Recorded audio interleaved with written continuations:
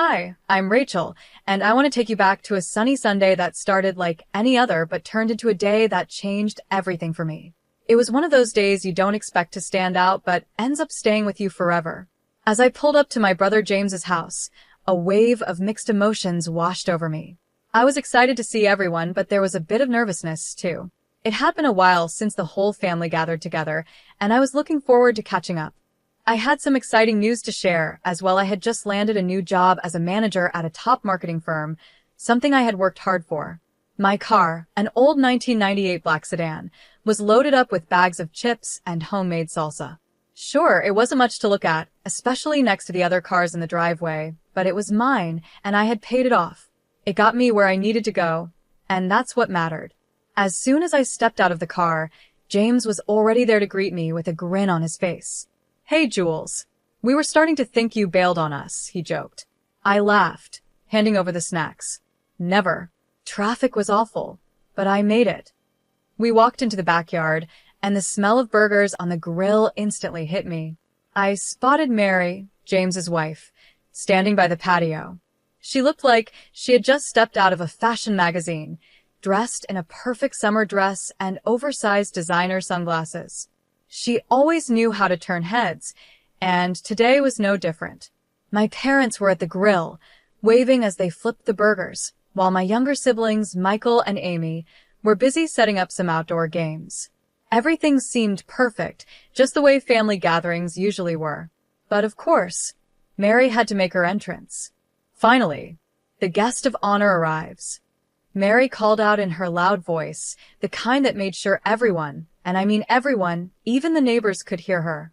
As she said this, her eyes darted toward my old blue car, parked next to their shiny new SUV. "Couldn't you park that relic around the block, Jules? It's ruining my view." Some of my cousins chuckled, and I tried to brush it off with a laugh. "Well, it gets me from point A to point B," I replied, trying not to let it get to me. But Mary wasn't finished. She sighed dramatically and took a long sip from her cocktail. "Oh, honey, you really should treat yourself to something nicer. You're a manager now, aren't you? You should act like it." I started to respond, wanting to share my exciting news about the new job, but before I could get a word out, Mary had already turned away. She was gathering a group of people for a game, completely dismissing me. I stood there for a moment, her words still stinging. It wasn't just about the car. It was the way she said it, like a reminder that no matter what I achieved, in her eyes, I'd never be enough. James caught my eye from across the yard and gave me an apologetic shrug, mouthing, "Don't let her get to you." I tried to smile back, but it was hard to shake off the feeling of being belittled. The afternoon went on like most barbecues do, games, mingling, and catching up with family. I tried to enjoy myself, but Mary's comment kept running through my mind. It wasn't the first time she had made me feel small, and I knew it wouldn't be the last. It wasn't really about the car. It was about the unspoken competition she seemed to always have with me, reminding me where I stood in her world. As we all sat down to eat, the conversation flowed easily. Everyone was sharing updates about their lives, from new jobs to family news. When it was my turn, I shared the big news about my new job. The family congratulated me, and I got a few questions about the position. But even as the spotlight was on me for a moment, Mary managed to steal it back, talking about her own role at a similar company, making it seem like my achievement was nothing compared to hers. Little did she know, I had something even bigger in store, something that would change everything, but I wasn't going to let her ruin the moment just yet. As we all sat around the table, enjoying the meal, Mary leaned over and said with a smirk, "So, Rachel, this new job must be a big step up from your old one, huh?" She gave a little chuckle before adding, "Hopefully, they're paying you enough to upgrade that car soon." She nudged James, clearly finding her comment amusing. I was about to respond, but before I could say a word, my mom jumped in. "We're all so proud of Rachel. She's worked really hard for this," she said with a warm smile, her words filled with pride. The rest of the meal carried on with laughter and family stories, but I couldn't shake the tension that simmered just below the surface. Mary's comment, though said with a smile, had left a sting. She always seemed to know how to take a dig at me, and I could feel it gnawing at me throughout the evening. As the sun began to set, people started saying their goodbyes. I helped clean up, all the while thinking about Mary's arrogance and trying to shake off the uneasy feeling I had about starting my new job on Thursday. That Thursday morning, my nerves were in overdrive as I walked up to the sleek glass building of my new office. First days are always nerve-wracking, but this was on another level. I wasn't just starting a new job. I was stepping into a managerial role at one of the top marketing firms in the city. The pressure felt huge, and my stomach churned with a mix of excitement and anxiety. When I stepped inside, the receptionist greeted me with a friendly smile. "Good morning, Rachel. They're ready for you upstairs." I took a deep breath as I walked to the elevator, trying to steady my nerves. When the elevator doors opened, I was greeted by applause. My new team stood there, clapping, welcoming me with big smiles. It was a moment that felt surreal, and it eased some of the nerves that had been building up.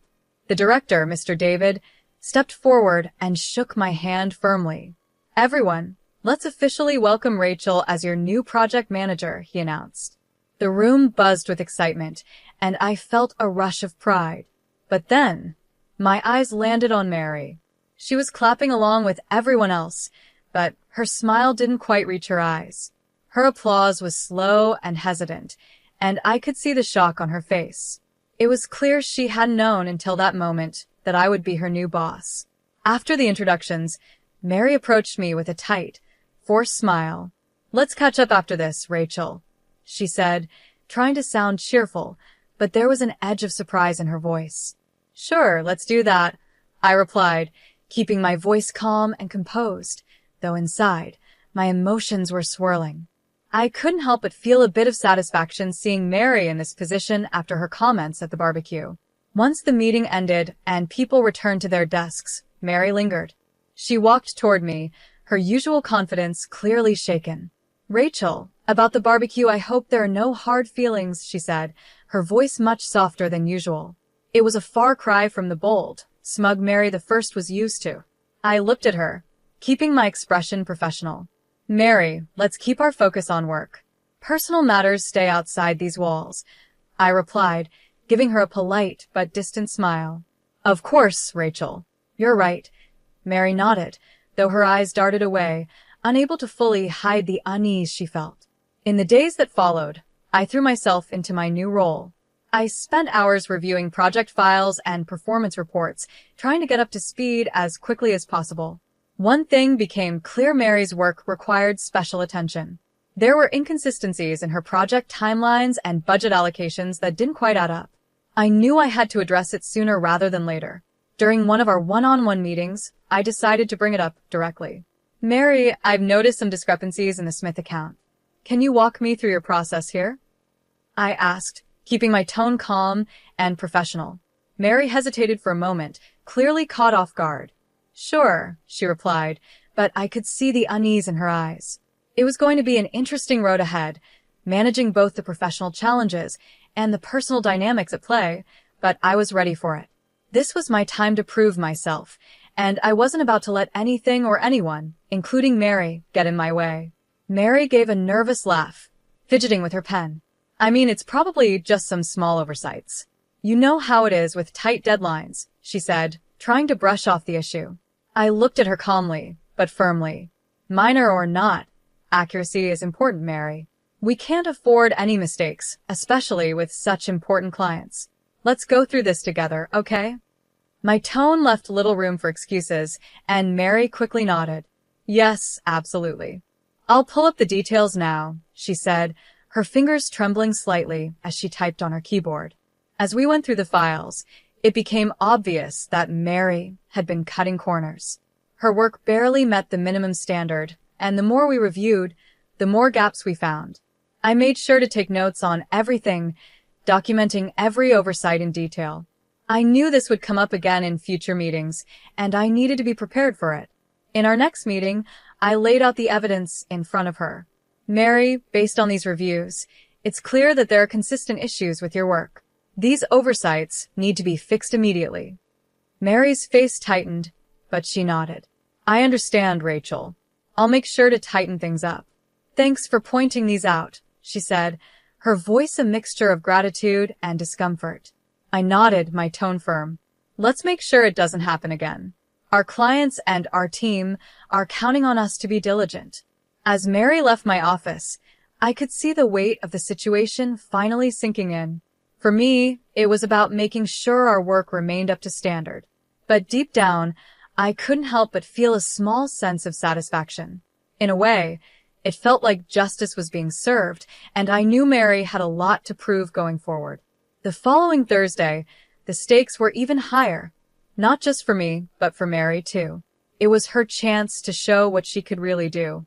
She walked into the office, clutching her oversized designer bag and a stack of files. Her heels clicked on the polished floor as she made her way to my office. Got a minute? I called out, motioning her inside. My tone was serious, but calm. Sure, she replied, smoothing down her blouse before sitting across from me. I'm putting you in charge of the Henderson project, I said, laying out the project details in front of her. It's not a huge project, but it's an important one. This is your chance to show what you're capable of. Mary's eyes widened slightly, a mix of nervousness and excitement flashing across her face. Really? I mean, thank you, Rachel. I won't let you down. I nodded, watching her closely. I'll be guiding you through it, but I want to see what you can do when you're leading the project. The next few days were intense. I kept a close eye on her progress, checking in regularly. We had frequent meetings, and I made sure to document every decision and approval. At first, Mary was enthusiastic, throwing herself into the project. But as the pressure mounted, her energy started to wane. During one of our strategy sessions, I noticed her struggling. Mary, during our last review, you mentioned outsourcing some of the graphics work. Have you properly vetted the vendor? I asked, trying to get a clear answer. Oh, yeah, they're fine, Mary replied quickly, clearly trying to move past the question. I mean, it should be okay. I raised an eyebrow, not satisfied with her response. It's important that they're more than just okay. Can you show me the vetting process you used? Mary paused, realizing she hadn't done the proper work. Her confidence faltered, and I could see that the stress was getting to her. This wasn't just about doing the minimum anymore, it was about stepping up and proving that she could handle the responsibility. As the project continued, I pushed her to meet the high standards we needed. It wasn't easy, but I could tell Mary was learning.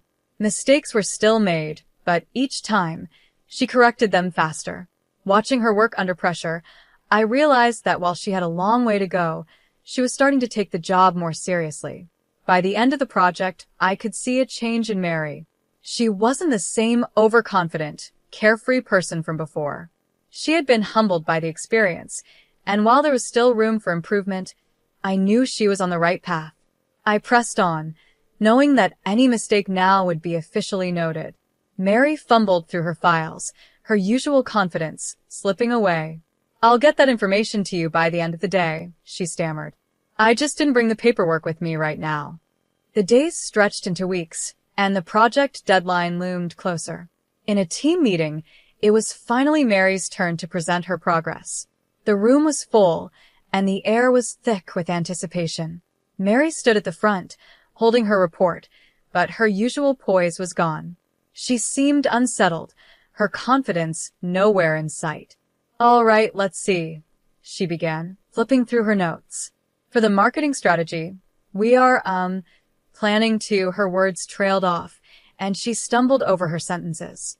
The report lacked the depth and clarity that was expected, and I could sense the tension rising in the room. Mr. David, who was seated in the corner, raised his eyebrows slightly and gave me a nod, signaling his concern. This was the moment I had been waiting for. Mary, I interjected, could you clarify how the budget was allocated? There seemed to be some discrepancies between your report and the original estimates. Her face turned red as she shifted uncomfortably. Well, I had to make some last-minute changes, and the costs, well, they kind of got away from me. I see, I said, keeping my tone calm but firm. It's crucial that we stick to the planned budget, especially when dealing with new clients. We need to make sure this doesn't happen again. I glanced around the room and could see the concern on my team members' faces. It was important for everyone to learn from this, not just Mary. As the meeting ended, the team shuffled out, and murmurs about the project's status filled the room. Mary lingered behind, her defeat evident. Her usual confidence had crumbled, and I could see the weight of the situation settling on her. "Rachel," she said quietly as she approached me. "I try to handle it, but I don't know what went wrong." I looked at her, my tone firm but not harsh. "Managing projects is about oversight and adaptability, Mary. We need to discuss how we can fix this." Mary nodded, agreeing to meet with me later to work through the issues. I could tell she was embarrassed, but this was more than just her failure. It was about maintaining a high standard for the entire team. I documented everything carefully, noting the issues in her work. It was clear to everyone now that her mismanagement had caused problems, but I wasn't happy about her struggle. It wasn't about revenge. It was about protecting the company and our clients. Upholding professional standards was key. The day after that rough meeting, the office was unusually quiet. As I made my way to my desk, I could hear whispers behind me. People were talking about what had happened. Mary was pacing near the water cooler and intercepted me before I could even sit down. "This was a setup, wasn't it?" she accused, her voice full of tension and confusion. "You've been out to get me from the start." I stood my ground and met her gaze. "I gave you an opportunity, Mary," I said evenly. "The outcome was in your hands, not mine." Mary looked frustrated, her anger barely contained. I understood that she was upset, but her accusation wasn't fair. She had been given every chance to succeed, and the decisions she made were her own. I wasn't here to sabotage her, I was here to make sure the job was done right. She paused for a moment, her face softening as the reality of the situation sank in. "I didn't mean for things to go this way," she muttered, her voice quieter now. "I know," I replied, "but this is about more than just one project. It's about learning from mistakes and improving. We can't afford to let this happen again." Mary nodded, finally understanding the gravity of the situation. She had to take responsibility for her actions, and I hoped this would be a turning point for her. This wasn't about tearing her down, it was about making sure she grew from the experience. We all had to be accountable, and I knew that if she took this lesson to heart, she could turn things around. I stayed calm and measured, even as Mary's tone grew more emotional. "But you just watched me fail," she said, her voice shaking with desperation. "You could have helped more. You could have guided me." "Helping is one thing," I replied, "but doing your job for you is another. We all have to meet the company's standards. Unfortunately, your work didn't meet those expectations." She scoffed, throwing her hands up in frustration. "So, that's it? You're just going to watch me go down?" "It's not about watching you fail, Mary. I document everyone's performance, it's my job, and it's not personal," I said, trying to stay firm yet professional. Later that afternoon, Mr. David called both of us into his office. The tension in the air was thick as Mary and I sat across from him. He laid out the papers I had prepared: mismanaged budgets, unvetted vendors, and timeline issues. "After reviewing the evidence and considering Rachel's observations, we've decided it's best for the company that we part ways with you, Mary," Mr. David said firmly. Mary's face went pale. The fire in her eyes faded as the reality of the decision settled in. "I understand," she whispered, her voice barely audible. The news of Mary's termination spread quickly. At the next family gathering, the atmosphere felt a little strange. My brother James approached me while I was pouring myself some coffee. "I know it's been tough, Jules. Are you okay?" he asked, his concern clear. "I did what I had to do, James. It wasn't about revenge, it was about integrity," I said, feeling the weight of the situation. He nodded and gave me a reassuring pat on the shoulder. "I know, sis. And I think deep down, everyone else knows it too." Our parents, ever supportive, didn't bring up Mary's absence. Instead, they focused on keeping the family together, making the night feel lighter as it went on. The laughter and conversation slowly helped ease the tension that had been there earlier. Later, as I drove home, the familiar hum of my old car gave me time to reflect. Watching the streetlights blur past, I thought about everything that had happened. My job demanded tough choices. ones that affected not just me, but those around me. While I hadn't set out to hurt Mary personally, I knew my role was to uphold professional standards. That meant making difficult decisions, even when it involved family. Though the weight of those choices felt heavy, I drove on, confident that I had done my job with fairness and integrity. The road ahead felt clearer, guided by the principles I believed in most. And that wraps up our story. What do you think? Was Rachel right in how she handled the situation with Mary? Should she have been more supportive, or did she do the right thing by sticking to her professional duties? Let us know your thoughts in the comments below, and don't forget to like and subscribe for more stories like this.